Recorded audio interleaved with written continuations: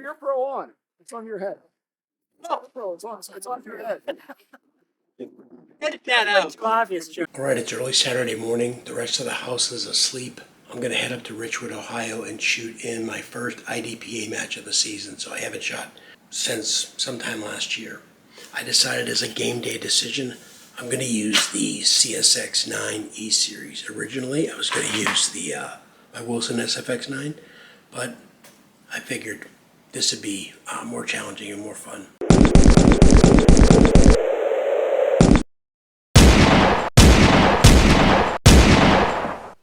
Wow.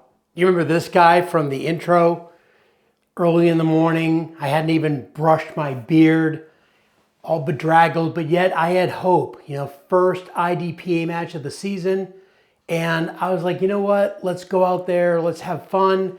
And, you know, let's do it with the Smith Wesson CSX E-Series. And I got to tell you, yeah, I stunk the place up. My absolute worst match ever, including my first match ever. So first, the good news. The good news is that the E-Series ran 100% flawlessly. I didn't do anything to it to prep it. I didn't even clean it and lube it for the match. I just grabbed it, as I said earlier, game day decision, grabbed it, loaded up the magazines, and we went out to the range. 100% reliable, no problems at all. Having said that, you know, you can look at IDPA two different ways. The way that I look at it is IDPA helps me train for the street, helps me train for potentially having to defend myself, defend others, etc. From that perspective, I learned a whole lot yesterday. If you look at it from sort of the gaming side of things, and it's really hard not to do when you see your name way down on the leaderboard. Is it even a leaderboard if you didn't lead at all? Anyway, it can be a little bit sort of like, man, I wish I'd taken a different gun so that I could have done better. But again, trying to stay with the reality of what we're trying to accomplish. I'm glad that I took the CSX E-Series yesterday and I learned a lot from it.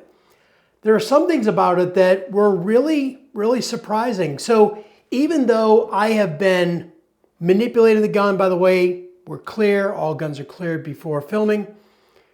Even though I've spent a lot of time administratively handling the gun, when that beep goes on and you know that everyone's watching and you know that you're on the clock and you're faced with a scenario, you know, in IDPA, we called that beep, the start signal for the stage, we call that the neuralizer because everything goes out of your head. It's really a great way to stress inoculate, in my opinion.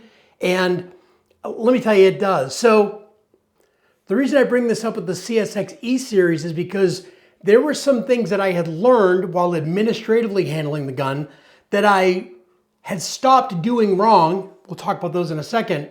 And yet, once the neuralizer hit me, it was right back to sort of square one. So you're going to see, for example, there's not a lot of space here, right? There's not a lot of real estate. I get this Holosun 507K, which is a great sight, but it's small on a small gun. And what I want to do when manipulate the slide, I want to grab it right here, which is kind of what I'm used to, right?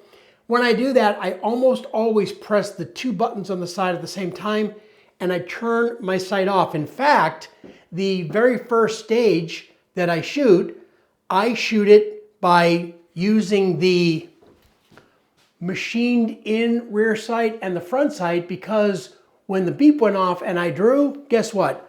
My red dot sight wasn't on. So really, really strong, really powerful learning lesson there. For me, when I'm working this gun, I really need to make use of the front serrations so that I'm not grabbing and manipulating the controls on this sight. Is that a sight problem? Is that a gun problem? No, it's a Jerry Nines problem, and that's something that I had to figure out. Another thing that I had never done before is I've never really owned what you call like a Micro 9. Actually, that's a lie. I do have an older Smith Wesson CS9, which was a double action semi-automatic, and they're really not that different in terms of size, but at least for the longest time, I've never carried and been, sort of familiarized daily with the Micro 9.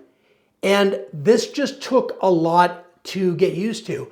When I've been shooting matches the last few years, I've been doing that with my Wilson, which is more of a commander size gun. And I've been really focusing on getting that good grip with the gun, but not over gripping it, not crushing it, but really crushing it that support hand. And that's a lot harder to do on a gun this small. And you'll see in some of the stages where my shot to shot time just isn't that great because the gun kept jumping around in my hand and it was hard to reacquire for that second shot. Again, not a gun problem. It's a marriage of the gun and its limitations because it's a small gun with my limitations as somebody who still am not very familiar with it. I only have a handful of rounds through it. Even now, I mean, yesterday at the beginning of the match, I had an even smaller handful.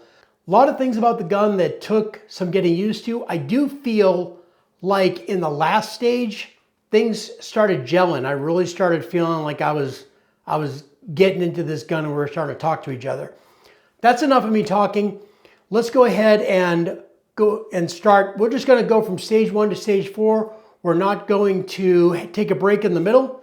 Since you're probably not going to see me talking like this on camera for the rest of this video, let me say right now, want to hear your comments below, want to hear your thoughts, and beyond that, as always, stay sharp, stay safe, and God bless America.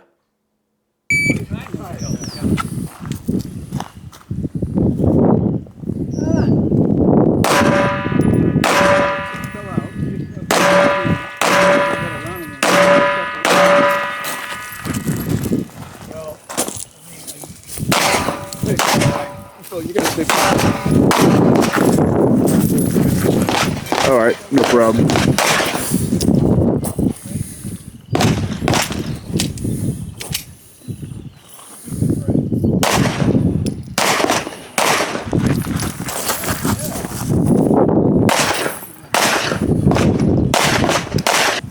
Shooter ready? Yes, sir. Stand by.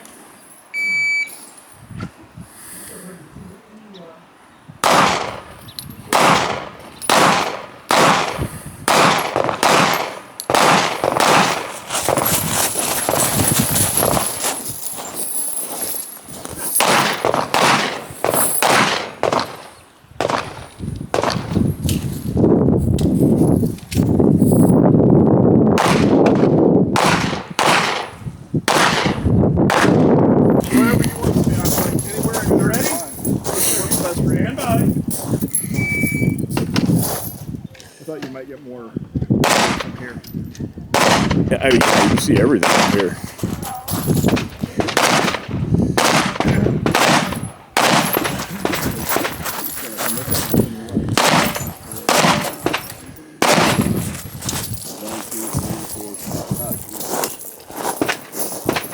And plus, this is what you get when you hire a shitty cameraman. Oh,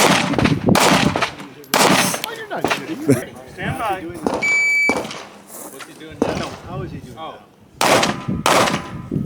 He's getting high. He's playing golf. But he wants to do this, but he's not going to be doing it here or a picture. But he's talking Inside this one. what other places are there. And There's actually one.